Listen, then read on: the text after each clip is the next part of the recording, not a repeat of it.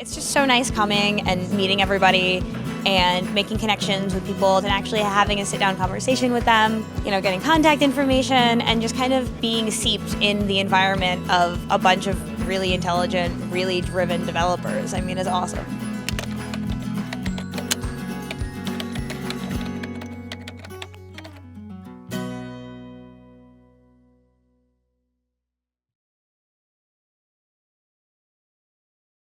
All right, let's start because I have Right.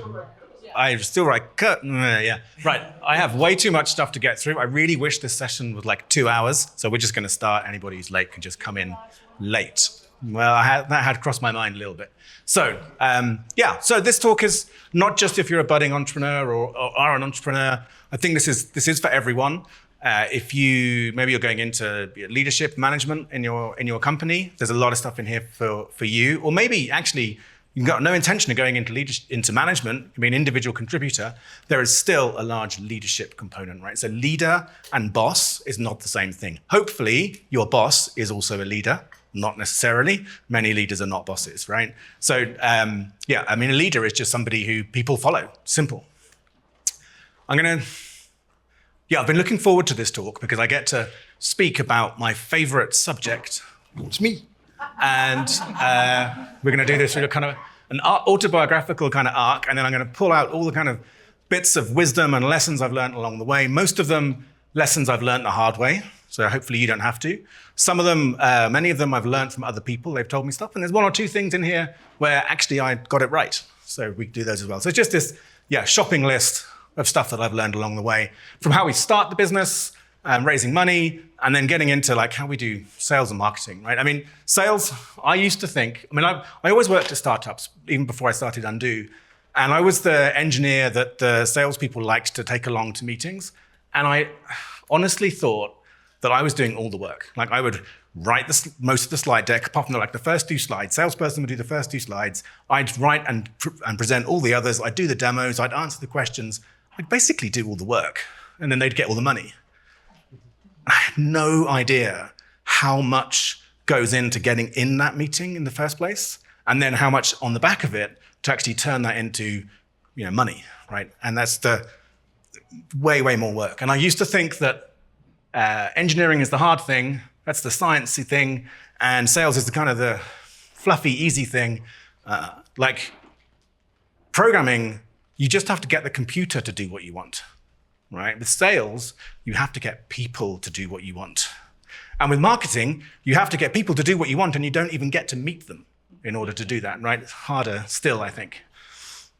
Stuff about leadership that I learned along the way. And the bit that surprised me, like when I started this journey, I expected, I knew a little bit about how I didn't know about this stuff, and I was going to have to learn all this stuff along the way. The bit that surprised me is how much is about psychology, and particularly my own and other people's. So, before I get into that, just kind of context. Can I see a show of hands for, do you know what Undo is? Roughly seen a demo? Maybe you're a customer? Okay, I don't have to get into what it is. Good, that saves us a little bit of time, and the context is better. So do the stuff. We have all these cool customers. We're doing well now. It's been quite the journey to get to that point. But let's start with not just how do we start a business, but why? Why are you looking to do it? And I think one thing,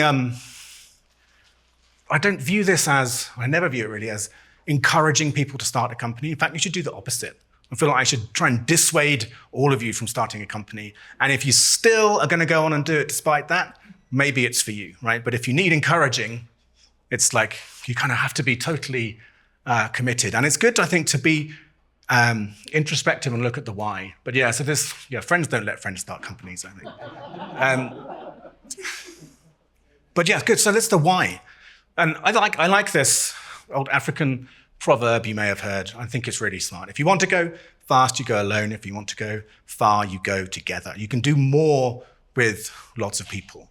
And the beginning of this, I kind of had this idea. Spoiler. Shit. I had this idea, and I wanted to bring it to the market, right? And the best way to do that was to create a company so I could pursue this vision and I could make programming better. Yeah, bullshit, right? The real reason was ego. I think all entrepreneurs have something kind of a bit wrong with them. I don't know, we weren't hugged enough as kids or something. I don't know what it is. And we just need this kind of validation. It wasn't money, by the way, and money is a really bad reason to start a company, especially if you're in tech, right? Because your expected amount of the expected return, just join like a big company, work really hard, go up the ranks, earn big paychecks, do that for year after year. Your expected return is way higher than starting a business. The median financial reward from starting a business is either 0 or less than 0, right? But anyway, unless like you really need to be a billionaire, then I guess you can do it for that reason. But yeah, my ego, far too big and far too fragile to be fixed by just money. I needed to kind of like build this thing. But do you think this is true? And this is really important, right? To go far, we go together. There's only so much you can do on your own. And so whether you're starting a company or you're working in another company or it's an open source project or whatever, you want to go work with people and you can do way more. And that's where the leadership and the psychology stuff all kind of comes in. Although, it's not actually, you might have heard that one, it's not actually an African proverb. It was coined by an American management consultant in the 1980s. However, it's still good. Doesn't matter who said it. So let's go to the beginning. So yeah, like genuinely in the shower one morning, had this idea. I'd seen this notion of, wasn't called time traveling debugging then, but that's essentially what it was, but not in a kind of C++ compiled code context, right? Because I'd never seen it in something like Java or other kind of managed runtimes where you can kind of see how you'd make that work. And I knew I wanted to start a business at this point. I'd been working with a few different ideas, and then this one just kept gnawing at me. And in the shower, it's all about just how could you work? How could you make it work at scale for real world complex code? And it struck me that if you want to go backwards, well, you could start from a snapshot and go forwards. So if I've played like 1,000 instructions and I want to go back one, I go to the beginning and play 999. And as long as I make sure when it replays, it does the same execution path, then that's kind of morally the same, right? And that was kind of the breakthrough that maybe we can do this in a whole different way. It was completely undeveloped.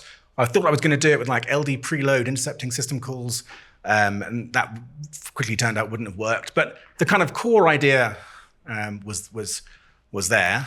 So yeah, I think showers is, whilst we have ideas in showers, yeah, actually I had the idea for my PhD sitting on the toilet. I no longer have ideas on the toilet because we have mobile phones, but you can't use them in the shower, so that's why we still have ideas, or like maybe riding a bicycle or running or something. So it's good. I think it's important to be bored and let kind of creativity flow. And my immediate thought was, right, now I need a co-founder. I don't think I ever thought, am I going to do this alone or with a co-founder? It was always like, it has to be a co-founder. So I went and I approached somebody that I'd worked with previously, super smart guy, quite entrepreneurial, kind of worldly wise, thought he'd be the right person, pitched kind of the idea, and he didn't get it. He was, why would you want to do that? Doesn't a backtrace give you what you need? And I just thought, looking back, I see now that was kind of a red flag, because if Chris, this super smart guy, didn't get it, I just put that all on Chris. I was like, well, Chris must be having a bad day today. But actually it turned out, it's really hard to explain this stuff and why it matters. But I was going to discover that later. And then I realized there was somebody I'd worked with a few years previously. I hadn't seen him for a little while, but it's my friend Julian Smith, he's perfect for this, for all kinds of reasons. So I mailed him and said the idea, and I still remember that mail that came back. He said, I'd love to start a business with you.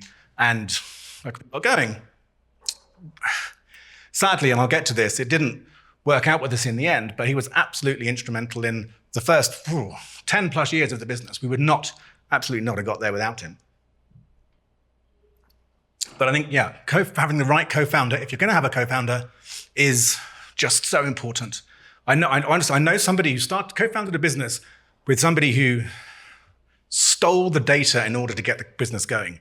And I was like, do you really want to go into business with this person? Because it's going to be hard, right? And you're going to have disagreements, and you've got to have that kind of basic level of trust. Otherwise, it's just too hard. You'll never get kind of off the ground. All right, so that's co-founder, getting going. So now how do we physically start the business? Well, obviously, first thing you do is type VI and you start typing code into the empty file, right? But there's obviously a bit more to it than that. And there's people who told me about all this red tape, who are going to get tied up in red tape. and you read things all the time. Here's a secret, right? There is no red tape. Now, I have to admit, this is about UK business because that's what I know. There's different jurisdictions, there probably is a little bit more. We now have an Indian subsidiary, and yeah, there is a lot of red tape there. But it's generally, I think, people use it as an excuse. If you're a big company, there's probably lots of red tape, but a small company, not. I got advice when we've hired our first employee into the shed, and we ended up actually with a third kind of quasi co-founder, Richard, and we said Jules and I were 50-50. Then after a few years, Richard came in and we were 40-40-20, and Richard said, we better go and find out about like employment law and stuff. So I went on a course, and in the UK, if you're employing somebody in a place of work, then you have to carry out a risk assessment, and if there are more than 6 employees, you have to write it down. Like, this is the extent of it. Now, like, just for the UK, that probably doesn't apply like where you are, but yeah, that turned out to be probably the only thing that was a lot easier than I thought it was going to be. Then I think you should seek help, probably psychological help, but if you're beyond that, I think incubators are great. They didn't really exist when we started, because this is all going back, by the way, a long time. Like, that shower was 2005.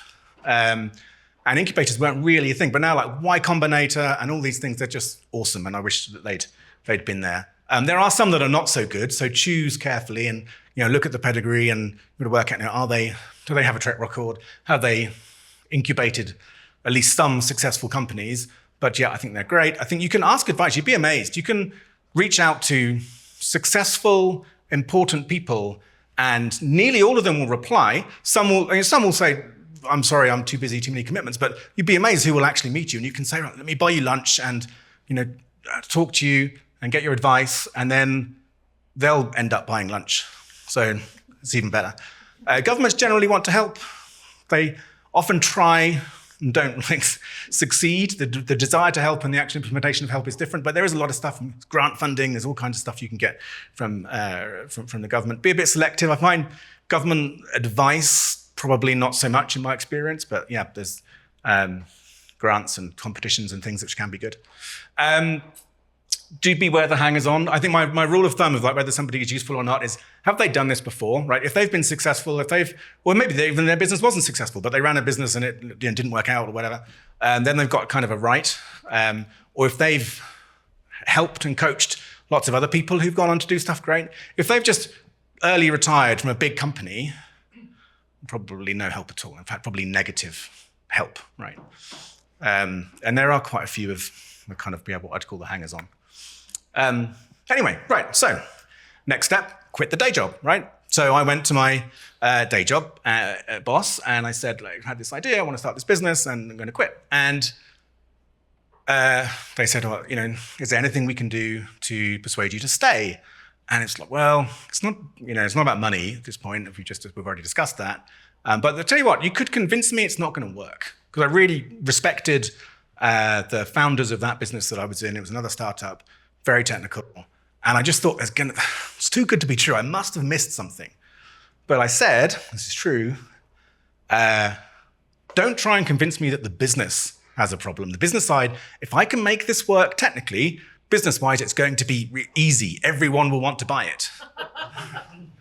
And I said, okay. So we went through the technical stuff, and I said, well, okay, can't find any holes in that, actually. As far as we can see, it will work. But can we just have a chat about this business thing? Because I think it might be harder than you think. I said, no. Honestly, this is different. So, yeah, everyone says that. I said, I know everyone says that, but this really is different. Yeah, everyone thinks they're different. I know everyone thinks they're different, but this one really, really is different. It wasn't different. Okay, so yeah, so one of the things that local government ran at the time, so there's this thing, right, in the UK, TV show called Dragon's Den, which actually is what became in the US Shark Tank. A lot of actually successful popular US TV shows first started in UK. The Office has the good grace to preserve the title. Most of them changed the title. So Dragon's Den is what you might know as Shark Tank. I didn't go on Dragon's Den because this is like way too techie for that. But there was a thing run by the local government. One of the dragons, the original dragons, was part of the panel. And I think about 200 companies entered it, and it whittled down over multiple rounds. And we ended up in the last 10, and we pitched. quite big event. I think it was like 1,500 people in the audience, and we didn't win. And I just I made it to, I still don't know why I did this. So the guy who's the dragon, at the end, I collected my consolation prize, and he kind of whispered in my ear, I think your stuff rocks. Don't worry, we'll get you your funding. And the next day, I phoned him up and said, I'm sick of fundraising. I'd spent the last 6 months just doing pitch decks and talking to investors. The thing is, in my defense, people weren't saying no, just no one was saying yes. And it was just taking up so much time. But the big mistake I made, and there'll be running a theme on this, was a misdiagnosis of where we were, right? And any strategy is all about the diagnosis. If you get the diagnosis with where you are wrong, you're going to have the wrong strategy. You get it right, the strategy just kind of writes itself. And I thought we were close. We're just about the point where we can release this thing, get some customers, get some money in, and then maybe we'll think about fundraising after that. So he said, fine, okay, you go and do that. So we launched, right? We got to a version 1 quite quickly. They say that if you're not embarrassed of your version 1 release, then you released too late. Got that right. Version 1 was pretty crummy. And I even as you can probably tell, I did the website myself, which was a complete waste of time. Totally shouldn't have done that. I drew this, but it never actually was a box with CDs in it. It's not quite that old as a business, but thought if you're buying something, there should be a notional thing. So I drew this, but complete waste of time. And in the end, I paid a friend a few £100 who was a designer who did mates rates for me. I still implemented the website because that would have cost too much, but I got him to do the design, and it was so much better. Yeah. So we did the Dragon's Den thing, and we launched. And I said when we launched, so I was so excited to launch, and I thought I'm going to tell the world, and everyone's just going to be amazed by this amazing thing. And so what do you do? Well, I don't really know about this stuff, but how hard can it be? So Googled how do you write a press release, wrote a press release, put it out. I emailed our website host people and warned them that we're going to launch and there's going to be a lot of interest. And I think the website might kind of crash. I don't know what I expected them to do about that. And they said, yeah, okay, thanks for the heads up. Nothing happened. Nobody cared. Because, of course, people are launching products all the time. And if Chris couldn't understand it, then a technology journalist who's receiving 1,000 press releases every day probably isn't going to be interested either, right?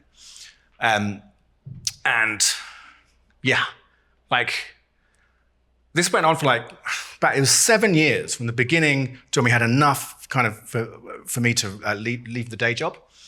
And there was a film that came out towards the end of that period. I don't know if anyone's seen it, Little Miss Sunshine. It was it's a lovely film. And there's this guy in it, the dad, is completely delusional. And he's got this thing, he's going to start some self-help thing, and he's always I'm on the phone to somebody, I'm just going to make one more call, honey. And you just know that the guy's just nuts, it's never going to go anywhere. And that was really uncomfortable to watch. I watched that with my wife, and she didn't say anything, I didn't say anything, but I was and I'd kind of still look back and think, why 7 years? If I'd known it was going to be 7 years, I never would have got started. But just evenings and weekends with the day job. Kids came along, by coincidence, my firstborn was born in 2005, same year that we created the company. So it was kind of hard going. But I just couldn't quit, right? And I've had several people tell me who are happy customers that the product is like heroin. Those exact words multiple times. I've had people talk about withdrawal symptoms if for some reason they can't use it. But so the product is I love hearing that. I like to think it's addictive rather than it ruins your life. But the company was kind of like heroin for me. I tried to crack hard. I'll just send this one last email, I'll make this one call, and that's probably going to go nowhere, and then that'll be it. And then it would sort of come back, and there'd just be enough to keep going. We eventually got to the place 7 years in where, actually, before I get there, when we were at this stage, so there is, it wasn't completely delusional. There were enough kind of signals. There was stuff coming back that was enough to keep going, and that's kind of one of the messages I don't want to say to people, just keep going no matter what. You just got to try hard enough, you'll get there. Because most businesses don't make it. And knowing when to fold is really important. But there was just enough. And I remember just after we launched, so I don't know, 1 or 2 years in, and we plumbed it all up. There's an integration with PayPal, so you just type your credit card number in and get a download. Because I guess we thought there's going to be so many purchases, we can't process all of these by hand. I mean, I could have literally traveled to the person and taken a check from them. But we did all this automation because we were programmers, and that's what programmers like to do. And one day, got up in the morning, checked my email from PayPal saying there's been a sale, $295 in your PayPal account. That was a major milestone. I was jumping up and down, little dance, and you kind of feel right. And you know what? The next day, very, very next day, in the morning, check my email. There's another one. We're going now. Things are starting to move. I checked my email every morning for over a year after that, and not a single sale came through. It's harsh. But we did have these things. We had enough signal. Actually, over that time, we ended up with a kind of OEM type arrangement into a debugger called TotalView, and that was kind of, actually by the end, it was bringing in enough, I think about 30, 40K a year or something, so not enough to live off. And remember, kids had come along, right? So just living off noodles in my parents' basement wasn't really an option. I had to pay the mortgage and put food on the table. But it was kind of getting to the point where between Jules and Richard and me, there's some pocket money, right? You could go on a nice holiday, you could buy nice things. So there's something, but just not what I really wanted to do was quit the day job. And yeah, eventually we got to the point where we tried to raise money, as I said at the beginning, and just got nowhere. It's always really annoying when they don't say no. Really, any investors who happen to be watching, please say no quickly if it's going to be no. So we just sort of stopped. And then when the investment did happen, was actually somebody, this is one of the few things that I got right. So I had an advisor, informal kind of advisor, a guy called Robert Brady. He had his own company that had been successful. He would come after work every so often, we'd have a beer, and I'd say about that his problem, he'd advise me. And then exited his business. And so I said, why don't you come on board? And I'll cut you, so to come on as a non-executive chair, and I'll give you 5%. Because I thought I wanted him to have an interest in both senses of the word. Looking back, that was possibly a bit generous, 5%, but it needed to be kind of meaningful. He was very happy to get involved, but he said, well, I'll pay you a little bit I'm not going to just give me the shares, I'll pay you for them. So that was our first funding round was actually by mistake. And then the second funding round was kind of by mistake as well. He sort of brought us along to this thing with Cambridge Angels, which is a group of angel investors, and they were just giving advice. So it's this old thing, if you want money, ask for advice, and if you want advice, ask for money. And generally, I went along just looking for advice, and the next day, there was an email from one of the most active investors saying, I think you might have something here, we should talk. And so we actually raised money, which was then enough for me to quit the day job. So let's get a little bit into the specifics of how that all works. So you start the company, and you can have a bunch of shares, and there's some money. So you put you'd probably 1,000 shares or 1 million shares. Obviously that's hard to visualize. So this company has 10 shares, and you put some money into the bank, right? So let's say it's $1,000. That's our business. It's got a valuation of $1,000 because there's nothing, right? And by the way, as an aside, an idea is worth zero. It's only the implementation of that idea that's worth anything. So the company's worth exactly $1,000 at this point because it's got $1,000 in the bank account, and that's it. Then you do some stuff, and maybe you write some code, and you get some customers and other proof points, whatever it is, maybe some users, and you decide, right, there's some real value here, and we're going to raise money from investors. So now we just decide, just kind of by negotiation, that the valuation of the business is now 5 million, right, let's say. By the way, on Shark Tank and things, they say, well, I'll want so much money for a certain percentage of the business. The way this works in practice is you don't start with the percentage, you say, what's the valuation of the company? And we'll derive it from that. So I've got 10 shares, so totaling $5 million, and so I'm going to raise $1 million, so they're $500,000 for each share. I just create 2 new shares. I just magic up shares and sell them. It kind of feels a bit like fraud, right? But that's exactly what happened at the beginning when we created $1,000, right?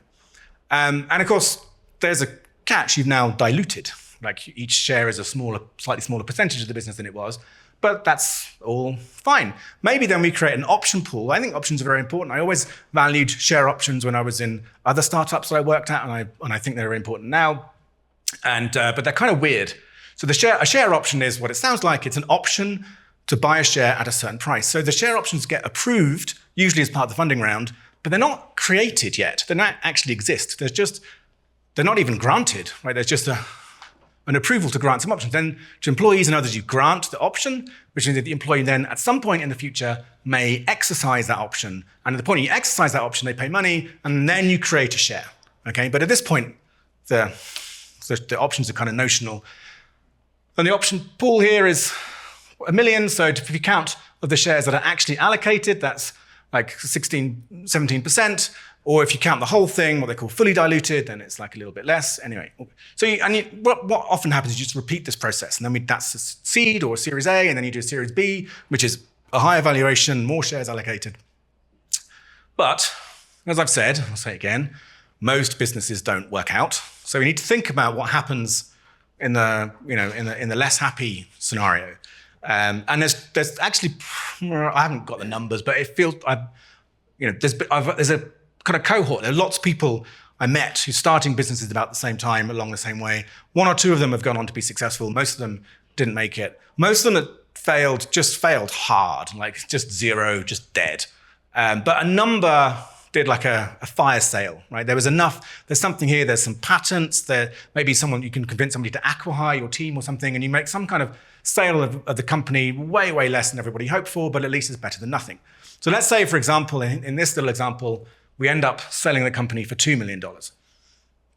Well, we raised $1 million and selling for 2, it's like maybe it's not the end of the world. The share options probably all go away because the exercise price is probably less, the strike price is probably less than the value, so you can just get rid of them. They don't exist anymore to all intents and purposes. So we're selling the company for $2 million.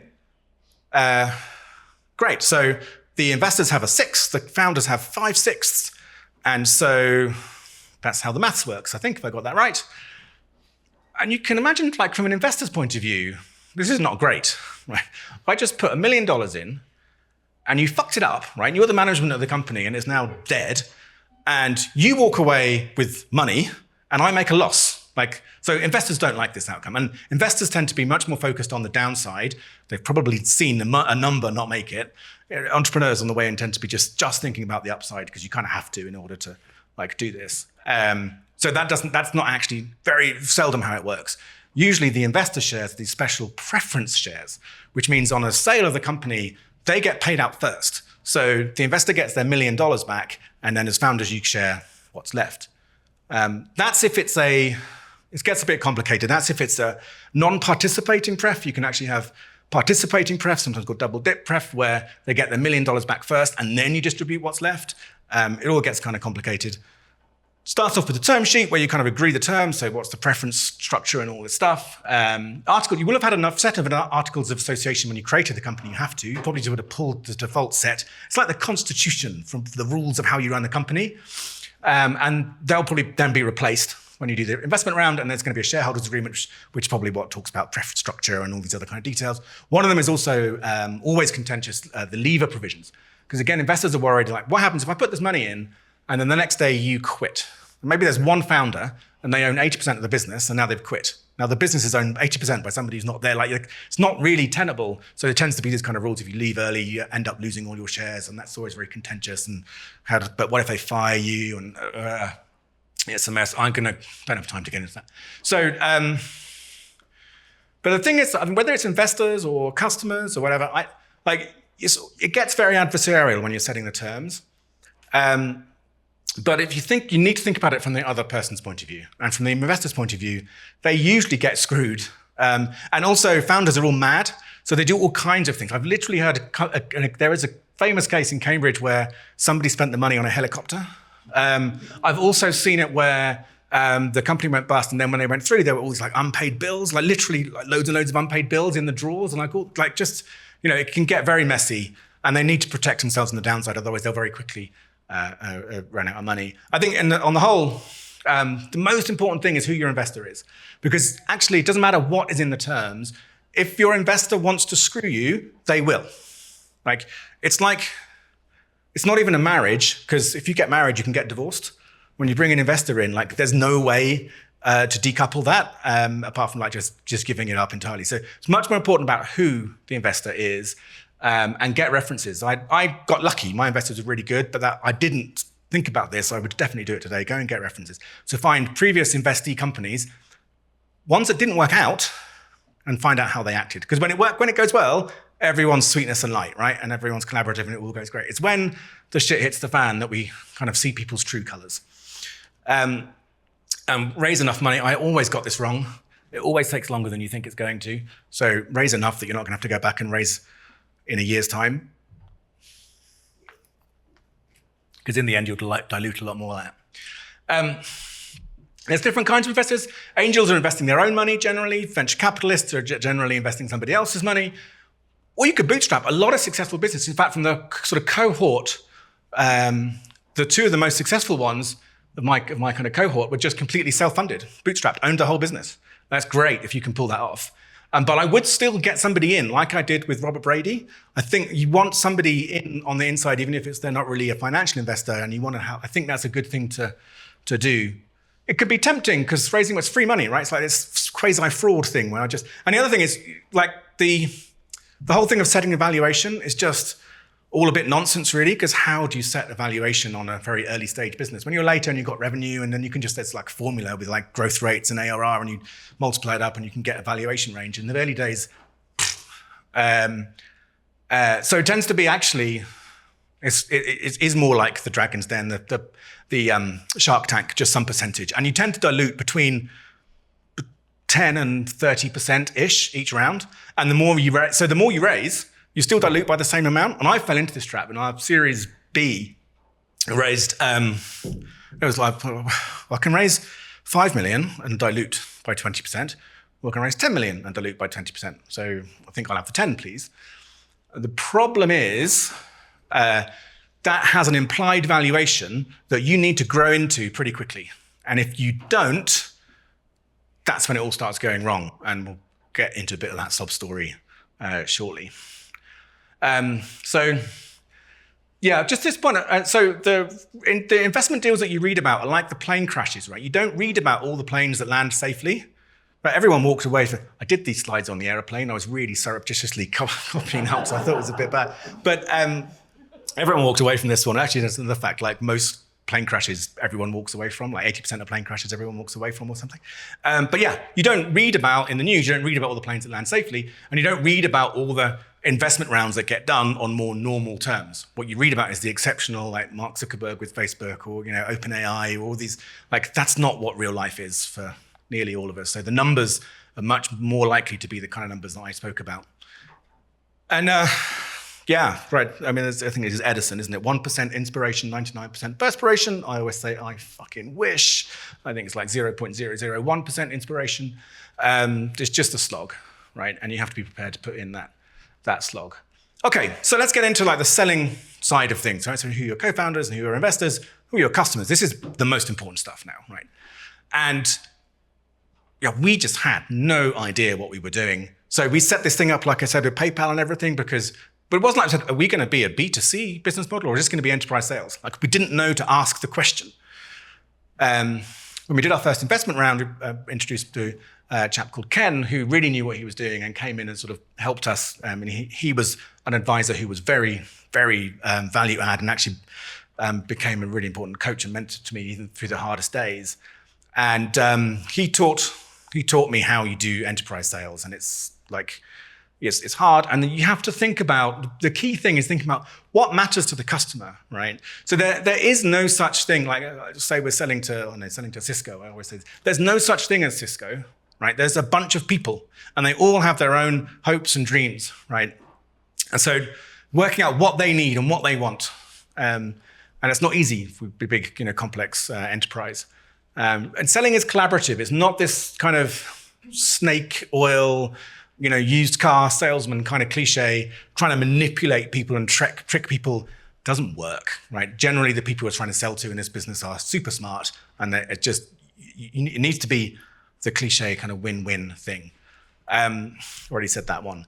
You need a coach on the inside, preferably more than one, right? People who will tell you what's going on, because these big enterprises are just so opaque from the outside. You will never be able to know exactly what's going on, who cares about what. You need somebody who you can like go and have a beer with or a coffee with, and they'll probably tell you things that they probably oughtn't, because they see the value of what you're doing. They want to succeed. They probably don't do it because they, at least at the beginning, do they care about you, but they want your product in the business because they know it's going to be better for the business. So you need that coach on the inside who can talk you through the trickiness and the dynamics of it. Yeah, no good being on someone's top 10 of things to do. It'll never happen, right? It's sort of an event horizon thing going on. If you're number 5, other stuff's going to come into the list above it before it ever gets into the top 3. Purchasing department has no power. Don't listen to them. Oh yeah, beware the innovation. Oh, I can't smell. That should say innovation lab. A lot of big companies, banks and things have these innovation labs, and they will talk to you all day long because that's their job. And they will never, ever, ever buy anything from you or be any use to you at all. Miller Hyman is an enterprise sales process, and it's really good. You can go and look it up. Selling is just the first part, though. Once you've made the sale, if it's kind of enterprise sales like we have this land and expand model, which is very common. So we need to now be successful post the sale. The first kind of enterprise deal we did was with Cadence, the chip design people. And we had this big success with them, solved this super hard, very high value problem. And they were like, this is awesome. Finally, somebody was noticing how awesome this is. And let's buy, we were selling floating licenses, let's buy 100 floating licenses just to start. There's a few thousand engineers. The only concern was really, that's not going to be enough. How are we going to manage the demand? But let's get started. Because it's so good, it's so useful, everyone will just start, we've proven how useful it is, everyone will just start using it. High five around the office, all good. 6 months into that deal, these are all annual contracts. 6 months into that deal, I had a review with the guy who'd signed the check. And he came into the room like ashen-faced. And he said, I just checked the usage stats. And we bought 100 concurrent licenses. And the peak usage in the last 6 months, peak, is 3. And we're like, he's thinking, I'm going to get fired. I thought my company is dead. That's when I realized the importance of what they call customer success, but getting that change, that behavior change in the company, doesn't matter how good your thing is, they won't all pick it up and use it unless you kind of make that happen. We rescued the situation. Cadence remained, and to this day is an important and happy customer. Still don't know quite how we pulled that around, actually, but we did. So here's some photos. This is Nick in the shed. So we had 5 of us in the shed in my garden at one point. My wife was very tolerant. It's quite a big shed, but still it was a bit of a crowd. So eventually we moved into our first office. There's me. Look how young I look. It's only about 10 years ago, right? This is what will happen to you. I was so nervous taking that lease out. I think it was about £10,000 a year. It was so scary. A tiny little office, but yeah. And then we kind of carried on raising money. Things were sort of going really well. And we moved into this really fun, we didn't have this whole office, but we had a chunk of it, right? And that's us like fitting it out. We had the undo O's in the carpet. Everything was like super awesome. And there we all are. I need to call out some of the, so that's us in 2017, I think. A bunch of those people still with us. So there's Nick, who is our director of roadmap. Tom, who runs all the test infrastructure. There's Mark, who is our CTO. There's Jules, my co-founder. So he's the only one I'm going to talk about who's sadly not with the business now. There's Dan, who works in Tom's team. Tracy, who probably has the hardest job of all, which is looking after me. Marco, who runs the AI project. Finn is technical lead on the AI project. Finn and Nick were both in the shed. And there's Yanni, who is our chief of staff and is kind of a mentor. Even though he works for me, reports to me, he's kind of my mentor. Taught me almost everything that I know about sort of how to lead. And Isa, who looks after some of our most demanding customer issues and is completely awesome. So up, all good. But it's a roller coaster, right? It's not all up and to the right. And at this point, it was kind of more like that than a roller coaster. So looking back, I only realized the following writing this talk and working with Sherry, who's like, helped pull this out. And it dawned on me, I was so focused on the office. I was using our fancy office as my kind of, and all the people in it as my metric for success. And we'd stopped making sales. And of course, fancy office doesn't matter if the money's not coming in. In fact, it's a burden.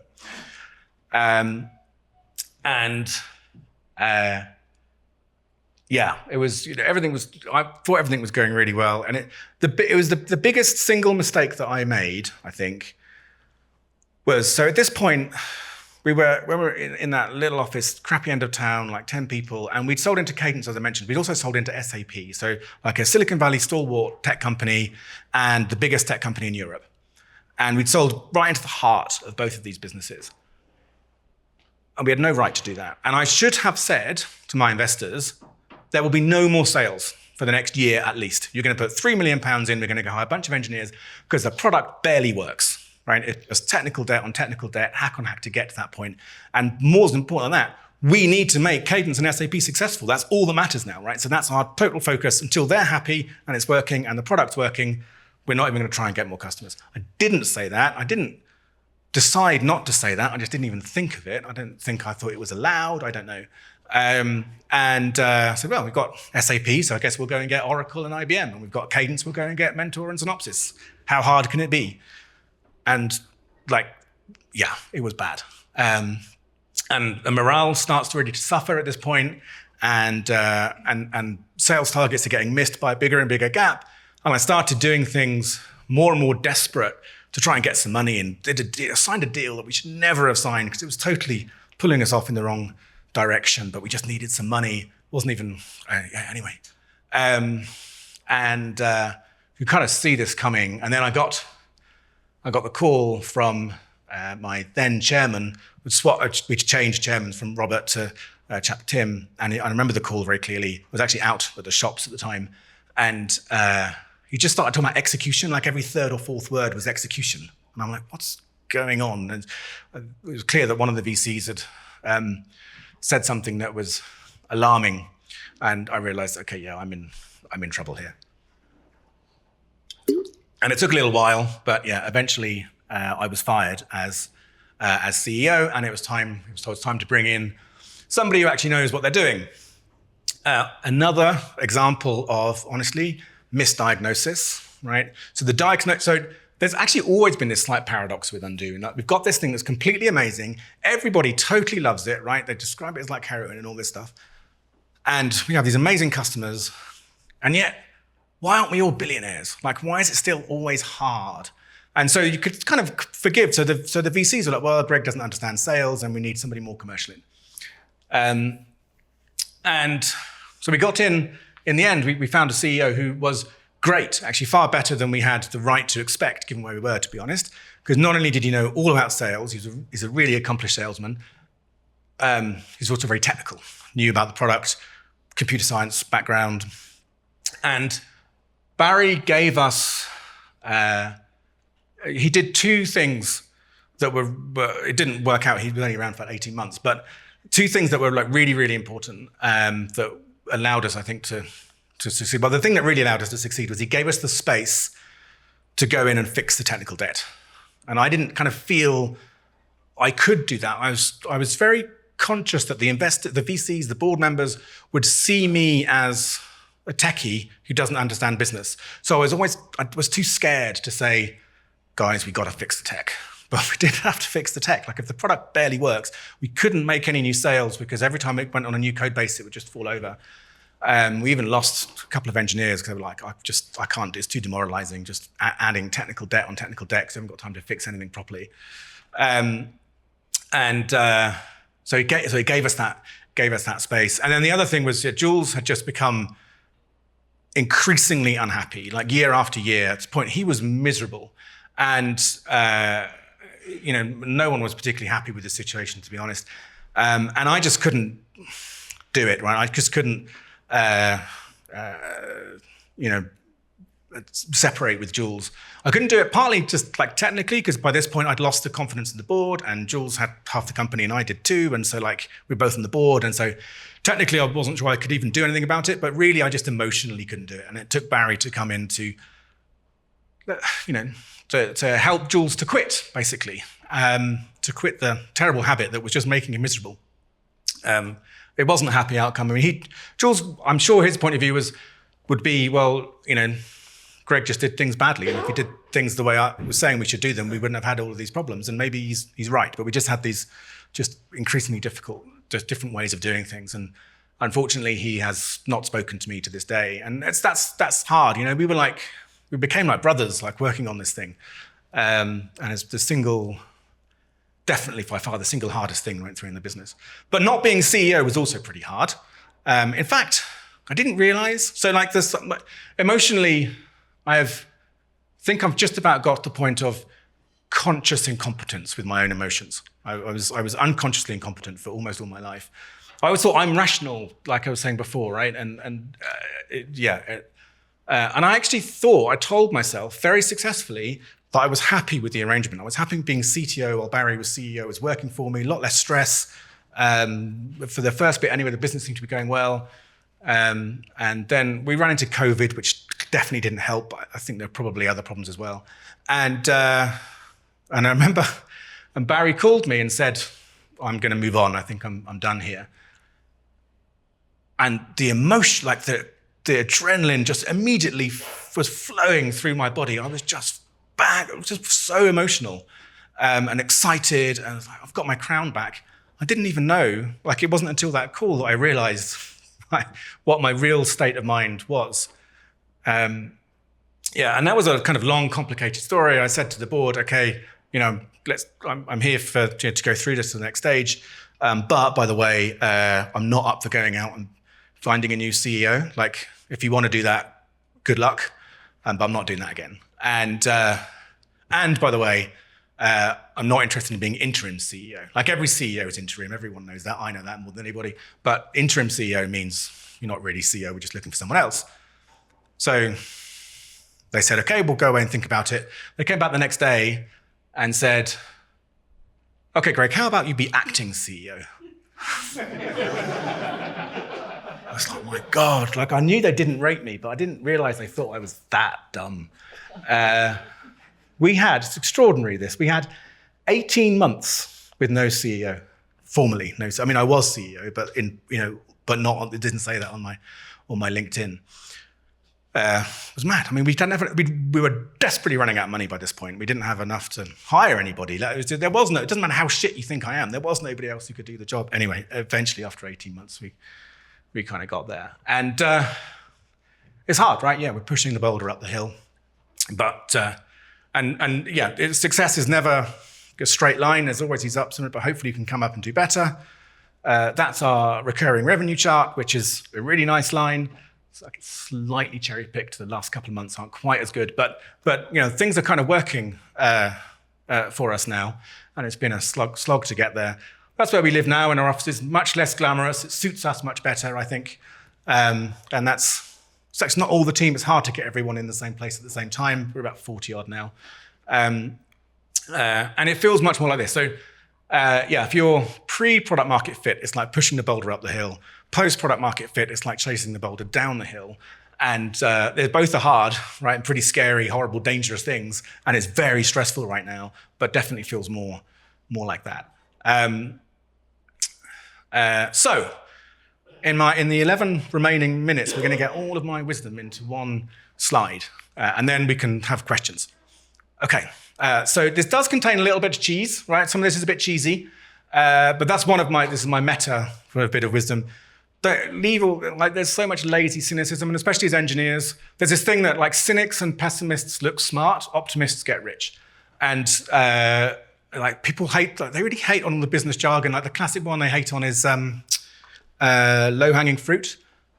That's a perfectly good metaphor. Like people are all right with all my eggs in one basket, right? Because that's a metaphor that's been around for a long time. So lots of it's a bit cheesy, but it serves a purpose. And if anybody's going to be in trouble for using lots of jargon, then it's people in this conference, right? Anyway, so trust is everything, right? All of this, I think, applies whether you're running a company or working in a company or working on an open source project with other people. If you can't trust each other, you just you're just dead in the water, right? And trust there's 3 different types of trust. First is the easy one, which is like, can I leave my wallet on the desk and go out to lunch and know it's going to be there when I get back? Right? If you don't have that level of trust, then you really are screwed. That's easy. Next level of trust is, do I trust your intentions? Right? I might not agree with what you're saying, but at least you're kind of coming from the right place. The third level of trust, the hardest one, is, do I trust your judgment? Like, actually, I might do it differently. I would do it differently, but this is your bit, so I'm going to trust your judgment is better than mine. And if you can get to that level, then it's kind of a superpower. On a kind of micromanagement thing, I think, and I'm still not good at this, but I tried to do it. So does some email or Slack message or whatever, does it require my response? Not, do I have a response that demonstrates how clever and wise I am that I can make to this thread? Does it need a response, or can I just let other people fill in and do that? Okay, some of these are super cheesy, but I think they're important, right? So be the leader only you can be, meaning don't just try and copy someone else. Don't do some like TV version and try and emulate someone else. You have to be your authentic self. You know, and they say authenticity, if you can fake that, you've got it made. But you have to, I don't know, lead from the heart. But that doesn't mean like avoiding difficult decisions, okay? In fact, I think if you're torn between 2 options, and one is the kind of comfortable one that you want to be true, and the other one you really don't want to be true, and you can't decide which one it is, it's almost certainly the one you don't want, right? Because we will rationalize away all the things to make it. That doesn't mean it's always the bad option, right? Because sometimes it's obvious, well, I could do that, but that's clearly wrong, so I'm going to go this way. But if I'm torn, it's the one I don't want. Most obvious with this will be like, if you kind of work out whether you need to fire somebody, but there's all kinds of much smaller like versions of that, right? And so whereas like, does this email or Slack require my response? That's kind of default no. Does this situation that's brewing, I can see, require action? Or can I just ignore it and hope it goes away? That is default, yes, that requires action, unless there's a very good reason not to. So I overpromised with my investors and I ended up getting fired for it, right? Because to get that big valuation, to raise that big chunk of money, I had to put very aggressive sales targets. It leads to pain. And the same field, like estimating how long a project is going to take. Everyone can hate you at the beginning when you're really saying, no, it's going to take longer than you want me to be, or they'll hate you at the end when you actually get there and things taken way longer and sort of bad outcomes. So better that they hate you at the beginning. Make sure you're solving the right problem, right? So multiple times, the times when things have gone really well is always this point of diagnosis, right? Fundamentally misunderstood, haven't had the situational awareness about the business. I would say this one, no use being in someone's top 10, you need to be in their top 3. You are entirely driven, almost entirely driven anyway, by your emotions. We are not rational. And if you can understand that, and so is everyone else, right? But if you ever find yourself thinking that person's being emotional, they probably are, but so are you. No one knows what they're doing, right? So we had these investors in the early days and they told me all this stuff and I just thought, well, they're really smart. Some of them have been very successful. No one knows what they're doing. We're all blagging it.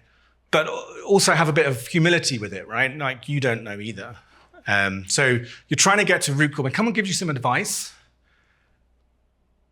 if you think they're worth listening to, then it's worth really drilling down on what that advice is and why that advice is. What was it about, you say that why, what went well for you? What was it about the situation, the diagnosis, right? The situational awareness, does that apply here?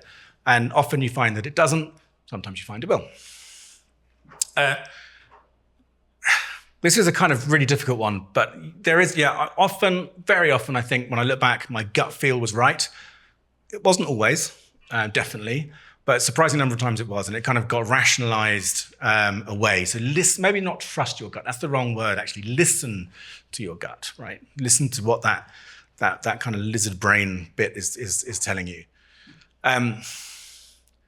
Focus on the outcomes. Anyone who works at Undo will be sick of me, I'm sure, saying at the end of every quarter, when we set our quarterly objectives for the next one, I'm always saying, that doesn't seem like an outcome, that seems like an activity.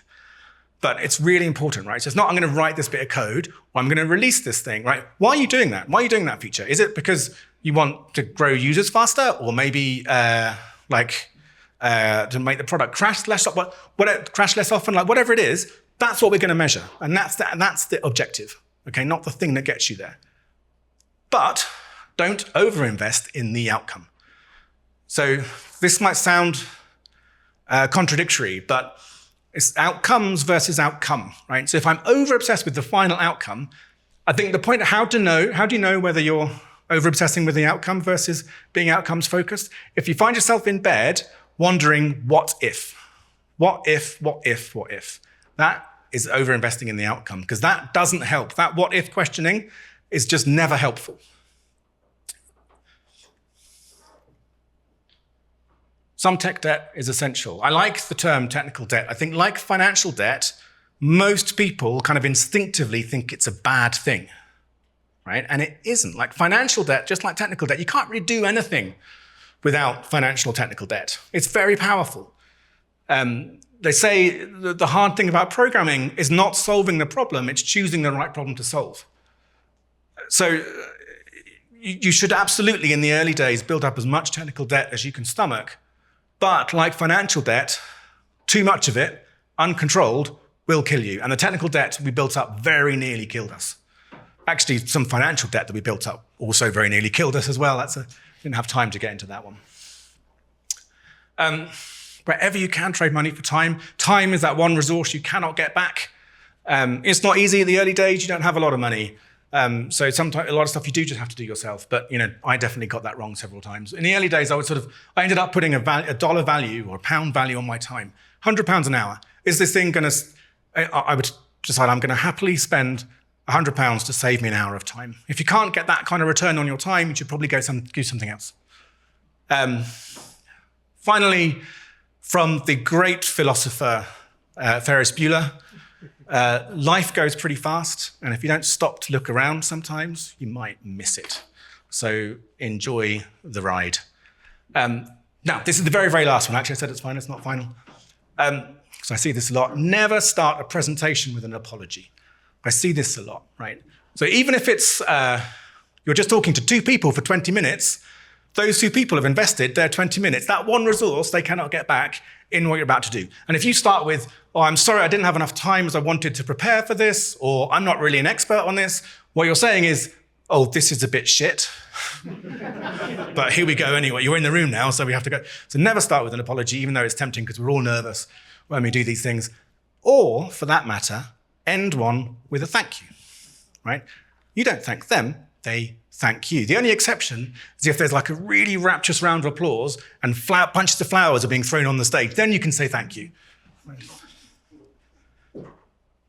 So that's it.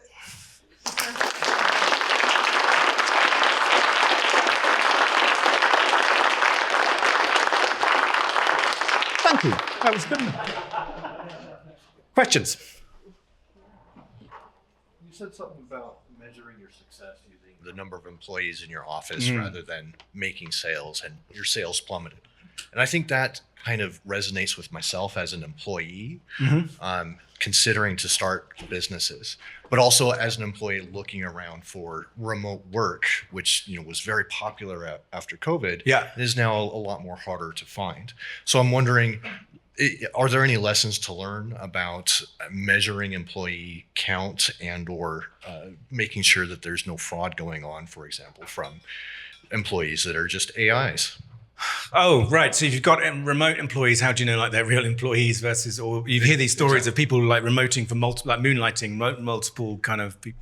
Yeah, I mean, honestly, if the company's big, it's different. But if the company's, like, I don't know, fewer than 100 people, and you don't know what, whether your employees are real or using AI, whether they're in the office with you or on the other side of the planet, you're already dead. Like you should know what they're doing. And I think a big thing about it is the outcomes focus, right? If I'm going to be measured on like number of lines of code I write, right, or number of pull requests or something, then you're really opening up to that. If you're going to measure in outcomes, then maybe if you're going to go, say, I don't even care.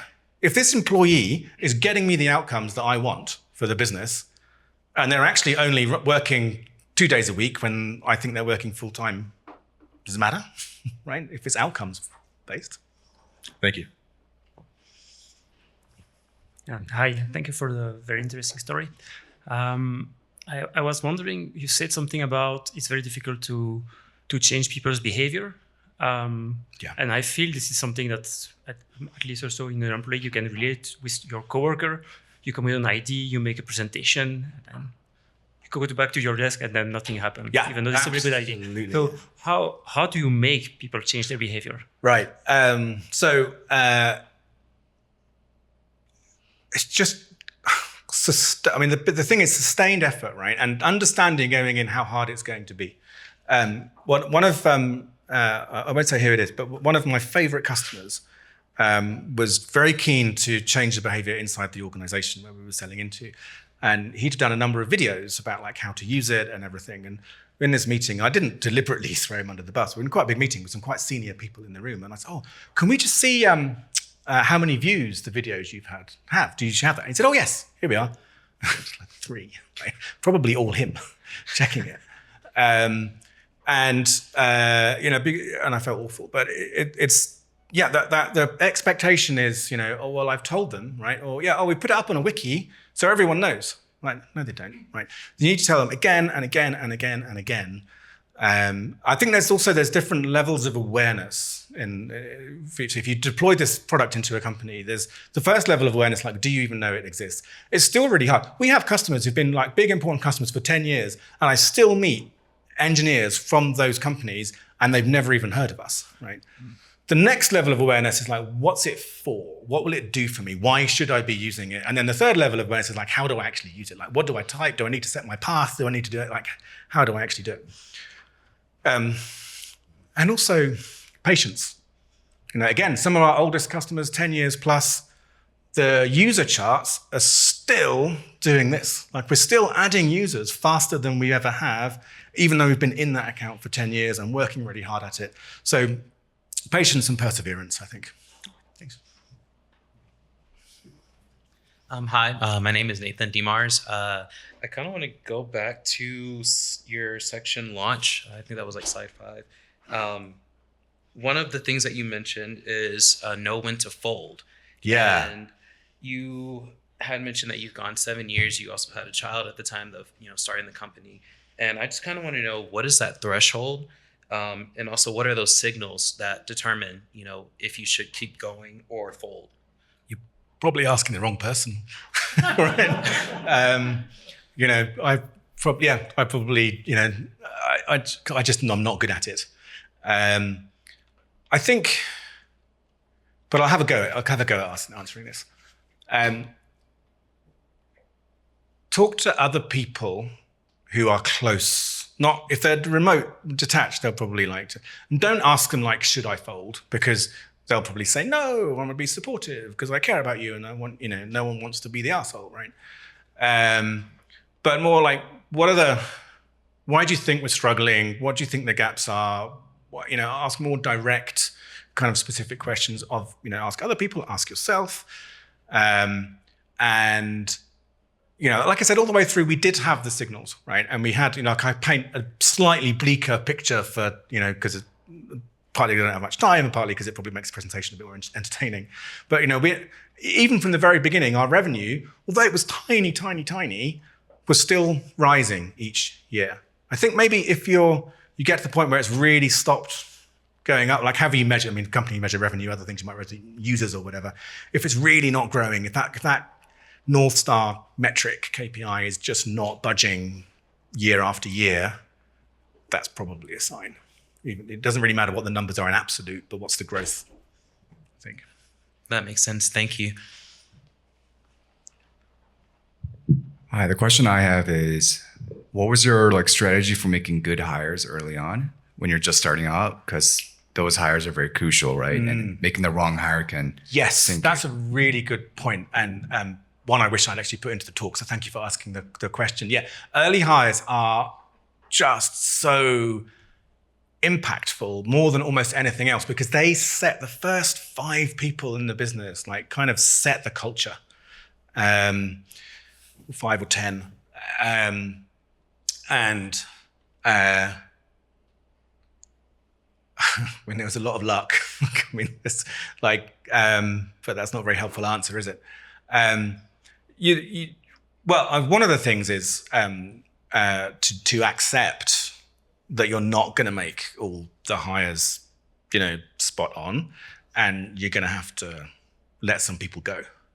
And that's really, really hard. And it sounds really callous and heartless, but I really admire Netflix and there's a thing called the Netflix culture deck and how they built that company. And they say that what makes a great place to work is not the fancy office and like a pool table and perks and free candy.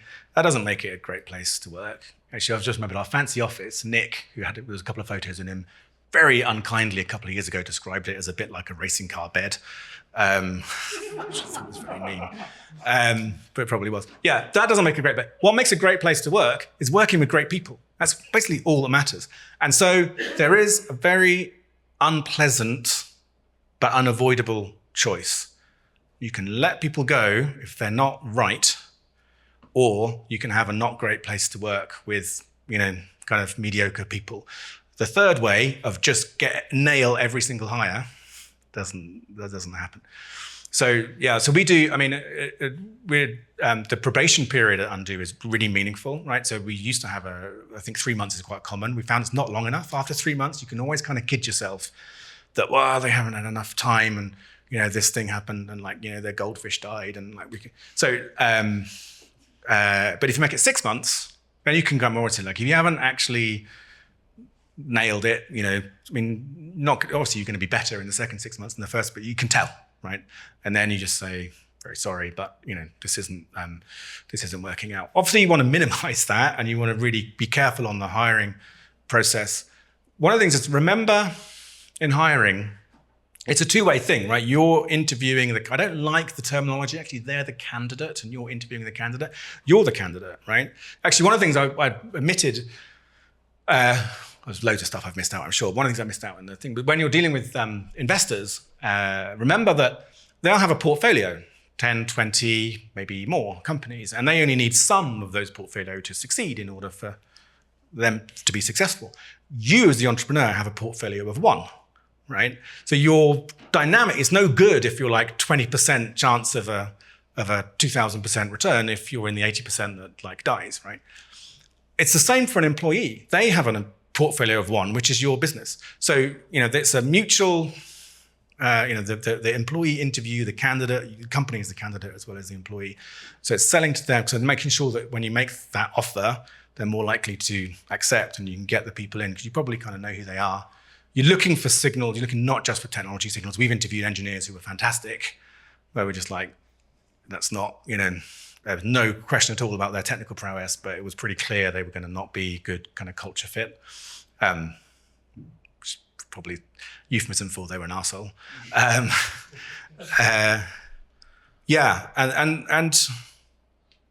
treat people well, right? The same person can be an absolute star employee in one organization and be hopeless and all at sea in another one, right? So there's a lot of kind of pieces to it, and then most of all get lucky and hire the right people, the first 10 people that come in. All right. Thank you. I sort of have a question about sales as the CEO and honesty, and part of this goes back to your plane on fire, where all the CEOs we see out there are the outliers, and really bluntly right now they look like they're lying through their teeth, right? Anthropic is saying developers will be replaced in 6 months, but it's still hiring developers, right? People are saying AGI is just around the corner. It is absolutely not. Right. But this is the model CEO we see, is people who just blatantly lie about what to do. And the model there says to us, lying is part of sales. And I would love to hear a real person's experience with that. Yeah, right. So, I mean, don't lie. And that's actually a lot harder to do than it sounds, right? I have a thing internally as well as with customers. I have a thing I like to say internally in the business. I say to people, I will never bullshit you. I can't always tell you everything, but I'll never bullshit you. And I caught myself out once. It was quite a few years ago. One of the engineers asked me a question, and things were a bit tricky, and I gave him this bullshit answer, and I went home, and shit, that's my golden rule, and I've broken it. So I found a few days later. I'm quite proud of this one the way it went. A few days later, I sort of found him at an appropriate time, and I said, "Look, Charles, I need to apologize to you because you asked me something, and I gave you a bullshit answer, and I said I would never do that, and I'm sorry, and the real answer is this." And that was super powerful, right? And you build that trust. So yeah, just that it's easy to say don't lie. It's much harder to do in the process, and you're desperate to make that sale, and you want to go. I think that the point on AI, I think, is just that AI is special.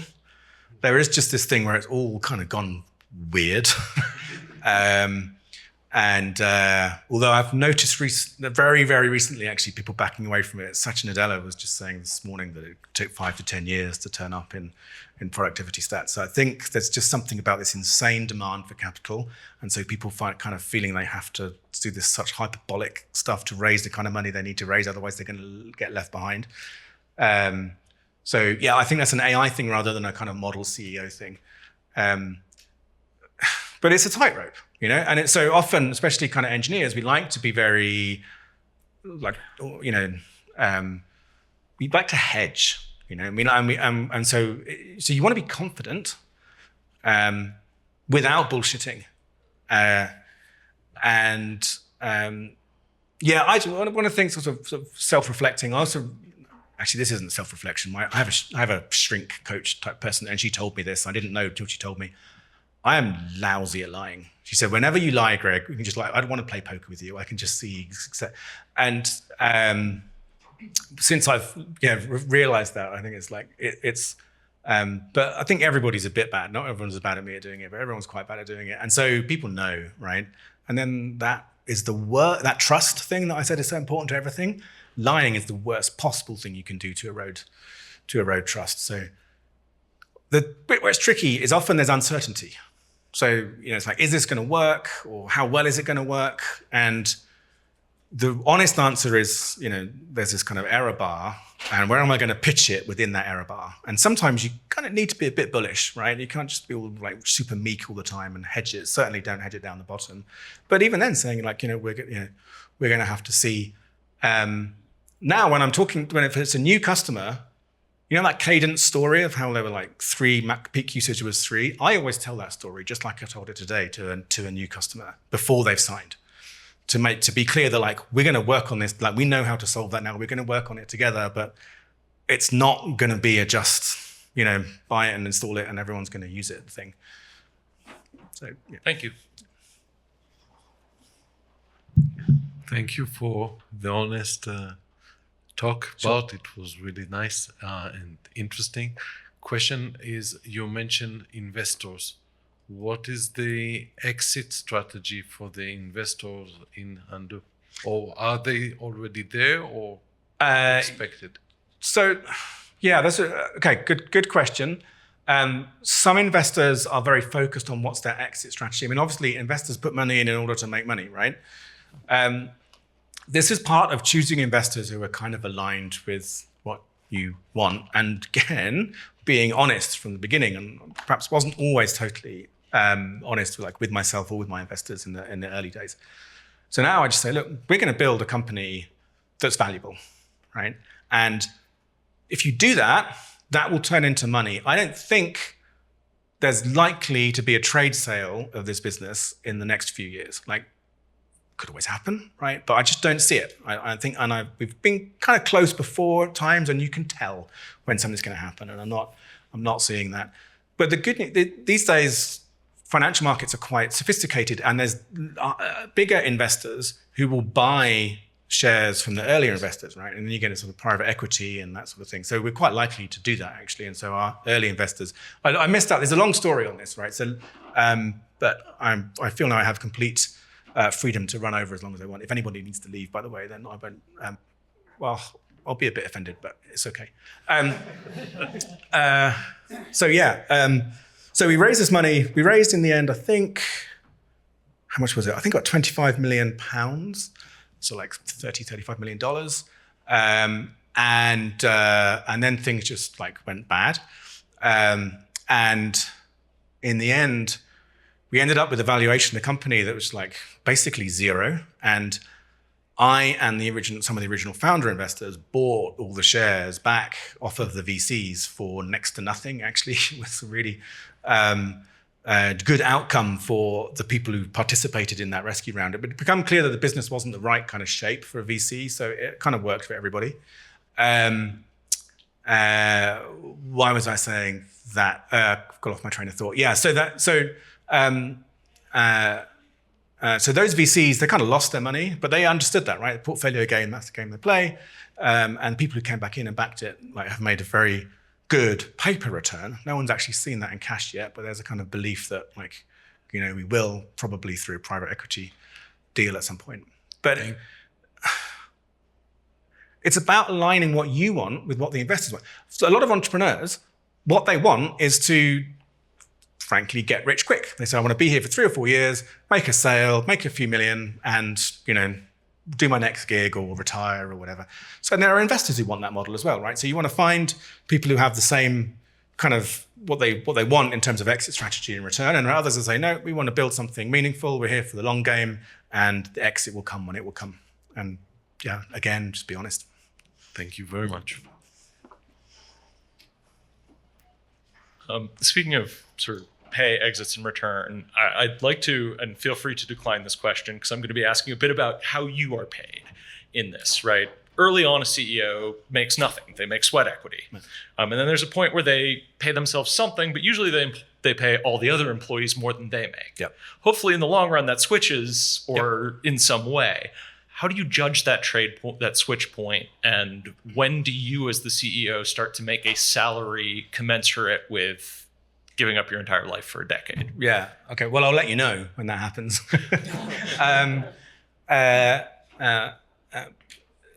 But it all depends on circumstances again, right? So as I said, I had a young family. So when I quit the day job, I took a salary that was exactly the same salary as the one where I'd quit. It was quite a low salary, like relative to if I was working at Google or somewhere, but I didn't take, and I just said, like, I've got mortgage to pay, there's not going to be a pay cut. And then sort of slowly grew from there. A key thing is when you get to profitability, right? And then I think you can really make an argument. But it's always a tough one. Like, what's the reasonable amount? I think good investors and shareholders will understand that they don't want you worrying about, am I going to make the mortgage payment? Or, I haven't got time to I don't know, get somebody, it's a time is money thing. I get people, somebody comes and collects my shirts for ironing. I don't iron my own shirts. That might sound a bit like highfalutin, but it's just not a good use of my time, right? And I have a gardener, and you want that, right? You want to pay the CEO enough so that they will do those things. And obviously not pulling out money of the business such that you kind of affect the business's kind of ability to operate. But it's really, this is a long-winded way, I think, of saying it just depends on the revenue, right? If the revenue isn't coming in, you kind of need to keep your salary, low as you can get away with. Once the revenue's flowing, you can slowly start to kind of open up to say, well, now it's fair that I get more. What were some of the biggest things you learned regarding interpersonal relationships and running a business? Yeah, there's so many really important interpersonal relationships. Another thing I forgot to say was one of the things that I used to find really stressful is how many different people are looking to you. You've got all these pairs of eyes, looking, wanting stuff from you, and it just becomes exhausting. I don't know what changed. Somehow that doesn't exhaust me anymore. I think I just learned not to care in the same way. But yeah, so I think everyone's got their own style. Right? It comes back to this thing: be the leader only you can be. Right. Part of my style is I tend to overshare, as you've probably seen. Right. It's just like how I am. So lean into that. Right. It's just this other thing. Just do not lie, because you will get caught, and that will destroy trust in the interpersonal relationships. I think there's also this thing, like, with my co-founder Jules, of like over-investing in it, right? It went on, so the outcome was the same. He left the business, and it was an unhappy, very unhappy kind of parting. So it would have been much better, in hindsight, to have had that parting 3 or 4 years earlier, because same outcome, and he wouldn't have had the misery of those 3 and 4 years, and frankly, he was making other people a bit miserable as well. So that was but that relationship was so important to me. I just really wasn't ready to do that. I really wanted to kind of make it work. So I suppose it's that like knowing when to fold thing again, actually, but in an interpersonal way. But yeah, and don't, as the CEO, you feel, well, in the early days anyway, that you're supposed to have all the answers, right? And to some extent that's true. So like, no one wants to be on a ship in stormy seas and the captain's going, oh, I don't know what to do, right? So you kind of got to show leadership, but that doesn't mean you need to have all the answers straight away, right? And then a phrase I was taught by one of many people who are mentors for me at different times is, I don't know, what do you think? And I still use that often, because often people will come to you with a question, and actually it's better to help them find the answer than just to like produce the answer. Is that kind of thing we're getting at? Yeah. Thank you so much. What would you say would be the most rewarding part of being a CEO? It's nice being a CEO. Like just saying it. I like it when you say it. It's because there's quite a few to choose from. Part of it is the personal growth that you do, and again, I've got the cheese disclaimer thing up, so right. So you spend a lot of time very out of your comfort zone. I saw a thing a while ago, some sort of listicle article saying like 8 signs to know whether you are in your comfort zone, and it's like, if you are wondering whether or not you're in the comfort zone, you're in the comfort zone. Like if you're not, you absolutely know you're not. And it's and then your kind of capabilities expand so that now like you are comfortable doing this, and that is a nice feeling to know that I can do something now that I couldn't have done a year ago. And then there's just building stuff. I always like building things. Like when I was a little kid, I used to love building elaborate Lego things, and it kind of feels a bit like that. Thank you. Hi, thanks for the great talk.